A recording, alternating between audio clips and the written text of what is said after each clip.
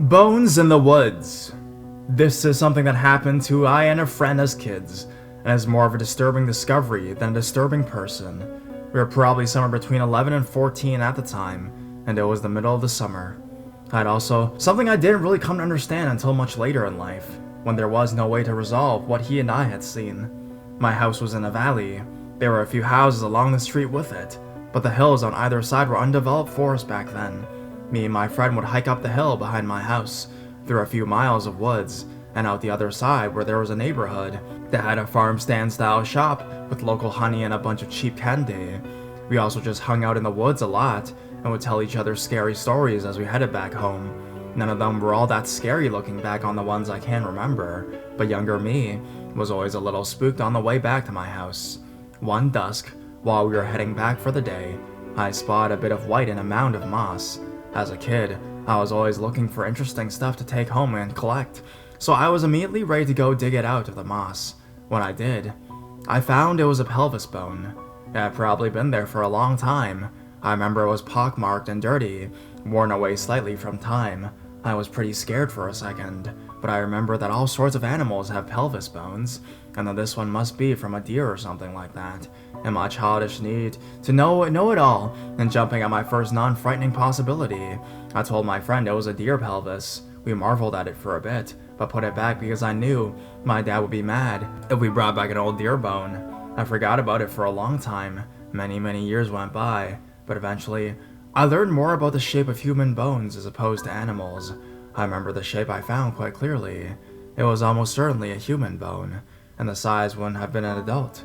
I wonder what else was in that mound, who it might have been, and if my finding it could have given someone somewhere some closure.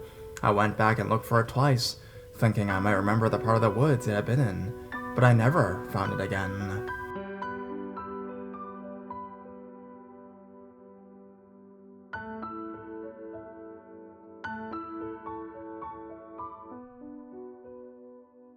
I bet there was a body in the trunk. I never posted anything here before, and this feels kind of tame compared to some of the other things on here, but it still haunts me to this day. This happened when I was a teenager, around 14 or 15 years old in high school. I had a boyfriend at the time who lived a fairly short walk from the school, and we would often walk to his place after school ended and hang out for a few hours before I went home. Because we took the same route so often, I knew all the houses and landmarks on the way. In January, I live in the north, so the winter is pretty cold and snowy.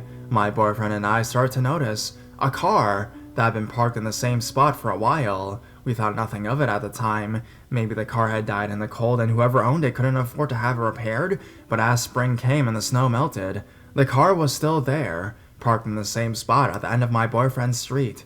We passed it almost every day as we walked there after school, and as the days grew warmer, a rotten stench started to rise from the car. I joked to my boyfriend, I bet there was a body in the trunk, and we laughed it off, but we were curious now. So one day, we peered inside the car windows as we passed.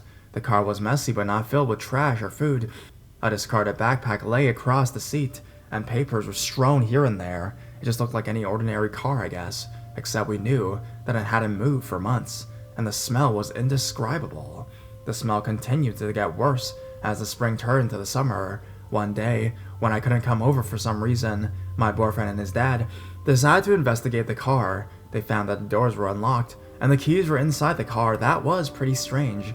They went around to the back and popped open the trunk. My boyfriend told me that a swarm of black flies flew up from inside. The smell was definitely coming from the trunk. Inside were a bunch of black garbage bags. My boyfriend and his dad called the cops at this point. The cops later told us that inside the bags was rotting meat, cut into pieces. The first pieces of meat they tested belonged to a pig. But a few weeks later, my boyfriend's dad got another call. Under the pig meat were the bones of a human child. Whoever left that car sitting unlocked with the keys inside was obviously hoping the car would be stolen. It still gives me the shivers.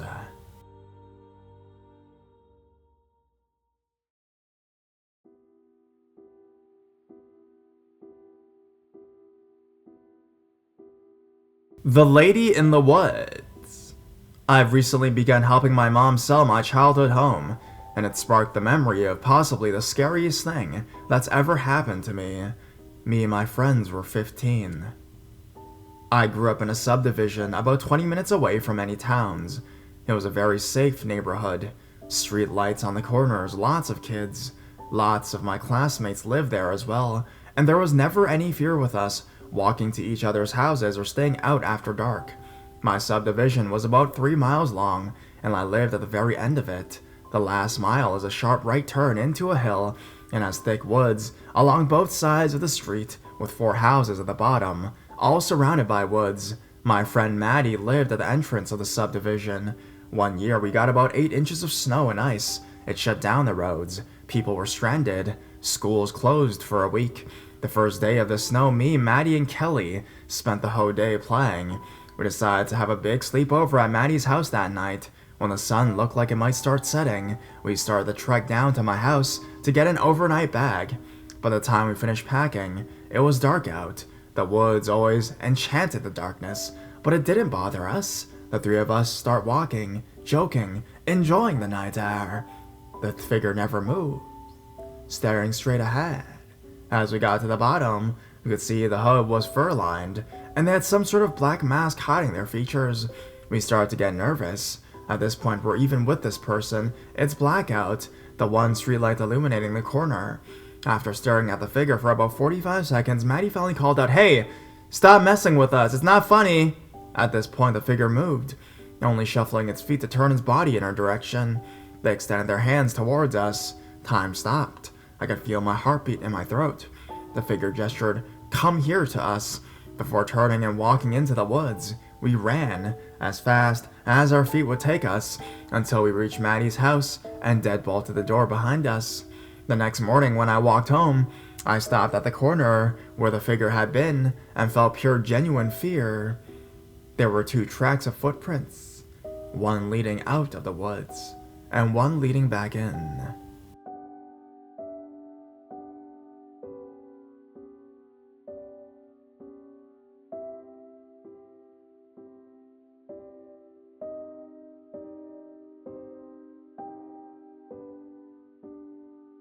Two men in the woods. When I was around 9 years old, I'm a girl. I had 2 of my friends over to play and hang out. I lived in a small neighborhood in a small town, but our neighborhood was full of either elderly people or young couples and new families with kids to play with. The girls I were hanging out with that day lived in my neighborhood as well, and were the same age as me. My neighborhood was looped into a circle with a cul-de-sac at one end of a little street connected to the circle. My friends and I would always walk down to the cul-de-sac because there was a little trail that went into the woods, with a cute rustic wooden bridge over a small stream. We also discovered our way from the woods and a whole different cul-de-sac of a nearby neighborhood, so we like to walk through to the other side. Recently, they started construction in the woods. There was a couple of new clearings full of dirt piles to make way for some new houses in the woods. That day it was super muddy.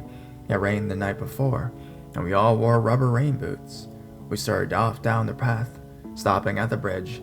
I just got a new digital camera, and we're taking our 2007 version of a selfie together on the bridge. We all thought this was super fun, because especially at this age, none of us really had our own cameras or phones, although I had a little flip phone in case of emergency that my mom had insisted I bring with me on our walk. After our group pictures and blurry pictures of the forest, we kept going down the paths. They weren't really paths so much as deer trails that we memorized from being through those woods so many times. Eventually, we came to a clearing where they just cleared out to prepare for construction, and we were all climbing the giant piles of dirt and sand, outstretching our arms at the top pretending we were kings of the world as we looked around at the view from above. I snapped a few pictures of the woods from my vantage point, and we laughed as the dirt beneath one of my friend's feet gave way, and she slid down the dirt hill on her butt, and we joked that it looked like she had an accident. We were easygoing, innocent kids, and have fun over the little things is what I'm trying to get at here. Eventually, we decided to venture back home, and we were walking down one of the little trails. I've always had good intuition, and as we were walking, suddenly I felt my stomach flip-flop, and I froze in my path, looking around nervously. I just felt like we were being watched. My friend heard my footfalls cease and looked back at me asking, "What's the matter? What are you doing?" I shushed them and gestured at them to stop with my hand. We all froze and looked around, but none of us saw anything, and eventually, One of the girls broke the silence. "There's nothing here, come on, let's go." I couldn't shake the feeling though, and easily I followed them, and we walked ahead of them protectively, since it seemed like only I could sense there was trouble. But then I stopped in my tracks. As we rounded a corner, I saw two grown men facing us, head on, along the path we were taking. They were each carrying something. I only looked briefly, but looked as if one was carrying either a chainsaw or a normal saw, and the other had like a hammer or small metal bat. One was wearing a black t-shirt, and the other a blue long sleeve.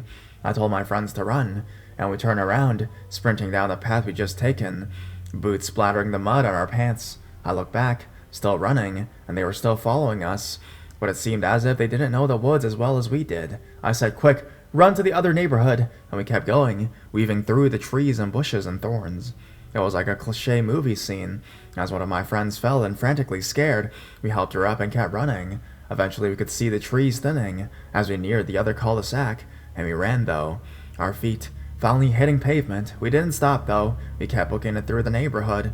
Eventually, when we got far enough away, we turned around and looked at the entrance of the woods, and the two men were standing there.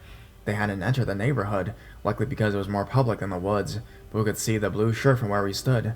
The neighborhood we were in now was about a 10-minute drive from my house on a main road, which is why we liked taking the woods, since there weren't any sidewalks there. However, being 9 years old, and fearing they'd follow us anyways from the woods, we got onto the main road and called my mom. Eventually she came to get us. We were all shocked and crying a little, and my mom called the cops. They searched the area, but never found any signs of them. The thing is, there's never anyone in the woods. Maybe they were construction workers? But there wasn't any construction going on with the mud, and it wasn't even nearly ready to go into a building process. They'd only started clearing the woods. Also, they were carrying things that could be used as weapons. The only freaky thing that proves that they had bad intentions were the fact that they chased us, 3 9-year-old girls, through the woods with weapons, and I'd had that gut feeling. Thank God my mom made me bring my cell phone on our walk. Also, we later gone through my camera of the pictures we'd taken, and in the photo, with a high vantage point, you could see a black boot, one leg, and a blue long sleeve arm from behind a tree when you zoomed into a spot in the background. No face was visible though, but they'd been watching us for a while that day. We were lucky to have known the area, but dear two men who chased us through the forest. Let's not meet.